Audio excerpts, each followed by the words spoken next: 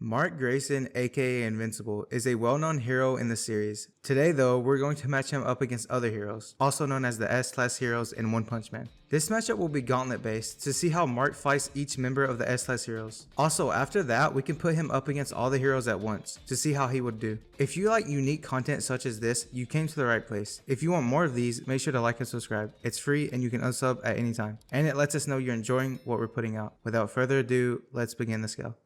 For Mark's scale, most of the stuff will cover the comic, so spoilers ahead. The highest defining scale for Mark is his feat of destroying a planet along with Omni-Man and Thetis. Now this wouldn't automatically make them all planetary, as the planet they're destroying was already unstable, and all three of them needed to hit a specific point of the planet to even survive the impact. And even then, they still passed out afterwards. I believe the most safest scale will be in the ranges of Multicon to Small Planet, considering the fact he was able to match Thrag, someone who was able to ragdoll Omni-Man and Thetis on an equal footing, and then defeating him should place him in those small planet to maybe even planetary ranges of attack potency. Mark's speed is gonna be hard to believe, but most top tiers within the Invincible verse moves at MFTL speeds. A good high-end meta will be the feat of Omni-Man traveling from Earth to planet Thraxa within a short time. A planet which is said to be a couple galaxies away. A couple meaning 2 or more would mean at least 2 galaxies in distance. Most galaxies within our supercluster are usually hundreds of thousands of light years in size. Traveling this distance would put Omni-Man and Mark, who scales above Omni-Man, to millions or even billions of times the speed of light. Again, this is a high-end scale for Mark's speed. A more grounded scale could be the statement of Alan being able to travel from the edge of the solar system to Earth in minutes. This statement could be calculated to be around several thousand times the speed of light, which is still place Mark in the MFTL range. For abilities, he doesn't really have a large arsenal other than just superhuman strength and speed, and having resistance to things such as absolute zero and surviving in a star's surface area. The S-Class heroes being the world-renowned and pinnacle of the Hero Association. 17 heroes making up the entire group. They're all unique in their own aspects of strength and abilities, even down to the IQ.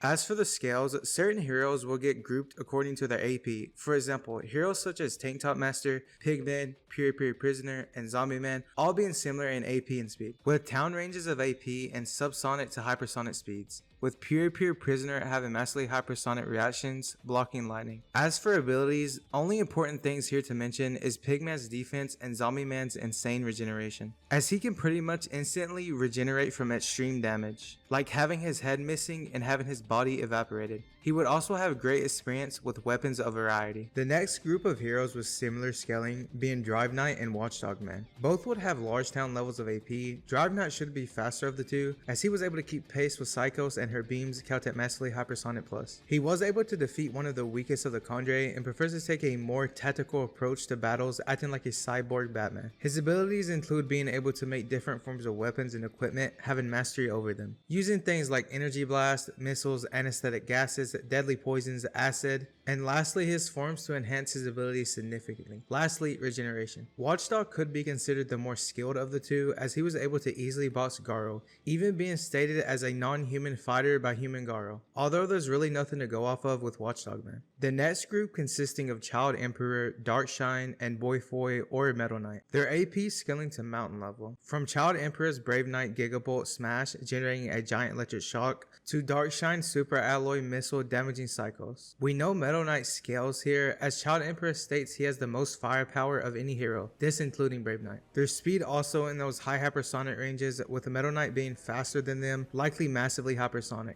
Child Emperor at the age of 10 is a complete genius, creating extremely advanced gadgets. He would have force fields using his umbrella and different gadgets to be deployed, having plenty of equipment. In Brave Knight, he is able to operate for 2 minutes and 30 seconds. It's his ultimate trump card. Using this, he's able to produce energy blast, have flight, and use his jump rope ability. Darkshine, however, is much more standard, basically being a buffed, far more durable Doomfist. His hand-to-hand mastery is said to reign over the hero world. His defense is also top-notch, being close to impenetrable. Metal Knight could most likely scale higher than this, but he hasn't had enough to show. Using his genius intellect, he's able to have other information to counter any proclaimed enemy, to even having a whole army filled with highly advanced mechs. having a great arsenal for collateral damage and explosions. I'll place Metalbat here as his scaling is very confusing and inconsistent. Nevertheless, his stats would be insane if taken serious. His pumped up version's AP being multi-continental from fighting and damaging Sage Centipede, with his speed being FTL for being able to keep pace and fight alongside Garo. His normal AP and speed, however, should be between small country AP and massively hypersonic speeds. The next three should be all extremely relative, this being Atomic Samurai, Bang, and Flashy Flash. The AP AP for these three ranging from country to continental, via Atomic Samurai's Sunblade being able to cut and damage Golden S. Bang and Flashy Flash will scale here, being able to fight Monster Garo and Platinum S. As for speed, Bang should be the slowest of the three, but still considered to be fast by Atomic Samurai,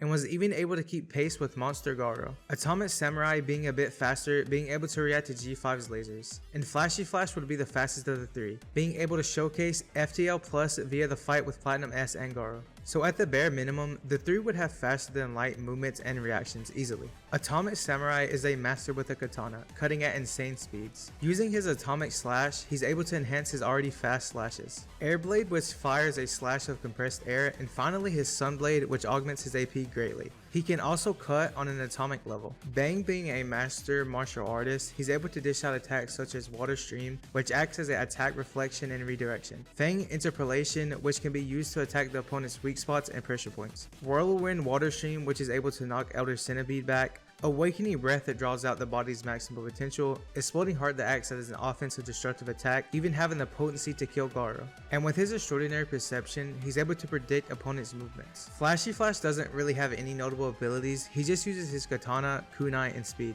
being able to create a constellation in under milliseconds against Garo and Platinum S. The next two heroes being Genos and Tatsumaki. Both of these characters are able to endure and deflect multiple blasts from Sairochi. These blasts have a multi-con attack potency. Genos blocking and splitting the blast, and Tatsumaki deflecting and taking the blast casually. Tatsumaki scaling higher than this via being able to scale above Sairochi, whose pulling force alone is capped at Small Planet, and with Tatsumaki being stronger than Sairochi, being able to one-shot her while not holding back, placing her in those planetary ranges. Their speed should also be around the same, as early Genos is able to react to lasers containing light, and later both react to Sairochi's beams, placing both at FTL. Genos being a cyborg would have your everyday things like missile and energy attacks, explosions emitting electricity, flight and limited resistance to heat, lastly using his different forms of attacks that would get boosted in AP and capacity. Tatsumaki has a much more wide arsenal kit. Using telekinesis, she's able to perform things such as flight, gravity manipulation, bindings, force field using barriers, enhanced durability with her passive aura, enhanced precision and perception, slight Duraneg, BFR via sending enemies to space, attack reflection, and finally healing / regeneration. Both of their endurance and stamina is good, with Genos having a bit lower in terms of stamina, as well in his 10 seconds form he's much stronger but can't endure long enough. Tatsumaki is very impressive as she's able to endure brutal internal injuries against Sairoshi's barrier. And lastly, the number 1 S-class hero, Blast, the protector of the dimensional seal. His AP seems otherworldly, being solar system levels of AP. Blast being the only hero to stand a chance between the battle of Cosmic Garo and Saitama. Blast was able to transport and contain the serious punches between the two, even going as far as to box and damage Cosmic Garo. Blast's speed is MFDL, from casually dodging Flashy Flash to having the speed necessary for landing attacks on Cosmic Garo, having the reaction time for Saitama and Garo's serious punches before they contacted. And then we have King. Yeah.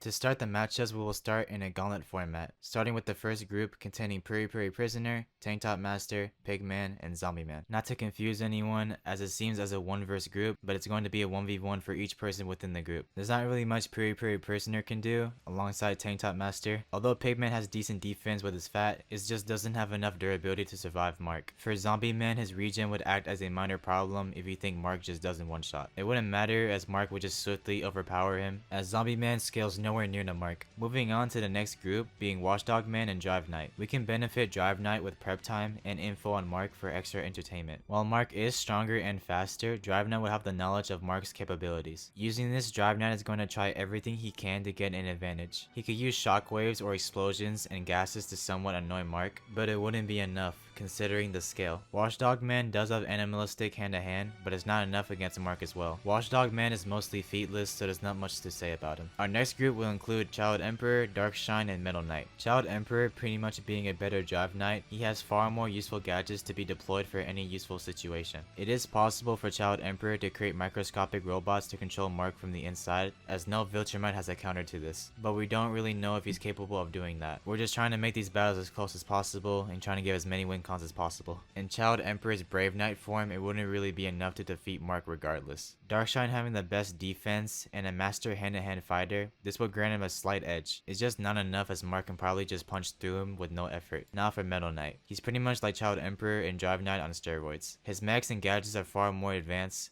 and with his shockwaves and microscopic robots, this fight is probably going to be the most annoying thus far, as he has to fight all the mechs Metal Knight has in his army, all while Metal Knight himself having intellect to counter opponents. Metal Knight learning very quickly about his weakness to sound frequencies, he's going to make his army spam as many shockwaves as possible to slow down Mark, and he would most likely use the microscopic robots to control Mark as well. Hypothetically, Mark should just be way faster and stronger, as we see Omni-Man wipe a whole army with no difficulty before, and Mark was scaled way above this. It is possible once we learn more info on Metal Knight, he could do way more against Mark. Next up is Metal Bat, this now being the biggest problem Mark has faced so far. Metal Bat doesn't really have a kit, but his pumped up stats make up for this, as the more damage he takes, the stronger he'll be, kinda like Vegeta. As for this engagement, we're gonna start with his pumped up peak, as his peak will be similar to Mark's power. While this is sweet and all, Mark is just massively faster either way. Maybe Mark would have to hit Metal Bat a bit more harder than the previous heroes, but Mark would still get the win. Now we're getting into dangerous territory. For the next group, we have Atomic Samurai, Bang, and Flashy Flash. So for Atomic Samurai, being in the name, he will be able to cut through atoms, which is a form of Duraneg. This fight will be thrilling, as if Atomic Samurai can land a hit, it is possible to damage Mark with the Sunblade, but Mark would still take this single-handedly, given the speed gap. For Bang, he should be able to redirect a few attacks given his advanced perception, so maybe he could attack Mark's pressure points, and using Awakened Breath to bring out his max potential, and exploding hard to grant him a giant AP attack. Mark should definitely be able to avoid most of his attacks, and even if he's hit in his pressure points, Mark's speed should be enough to take the win. For Flashy Flash, his main win con will be his speed, which is still slower than Mark's. Although he could perceive and react minorly, Flashy Flash doesn't have the AP or kit to do anything against Mark, so he's cooked. Now for the final 3 S-Class heroes, Genos, Tatsumaki, and Blast. Genos should be able to somewhat damage and react to Mark. His best win cons is going to be the shockwaves, as the rest of Genos' kit is just normal cyborg stuff, which Mark has dealt with already. So nothing changes here aside from the AP. Tatsumaki being up next, having the most win cons thus far. Mark would be faster, but Tatsumaki would be more durable and powerful with her passive aura and barriers. Her other win cons would include Dura negation, being able to attack internal organs. Her massive range would gain an advantage as well against Mark, as her telekinesis can be used to restrain people. You could also send him to space, making a unique scenario of them fighting in space. All in all, this is a battle of attrition, but I'd say Tatsumaki wins, even though Mark has a chance. And lastly, the strongest S-Class hero, Blast. Blast is most likely gonna ragdoll Mark as he scales way higher. But wait a minute though, if y'all noticed, there's one more hero left that we haven't discussed yet, who is none other than King, being the peak of the verse. King's aura alone would crush Mark into a bloody pulp, neg-diffing Mark. Thank you guys for watching. If you enjoyed this unique matchup, be sure to like and subscribe, and comment down below what you guys want next. Maybe in the future we'll do more Invincible. Until next time.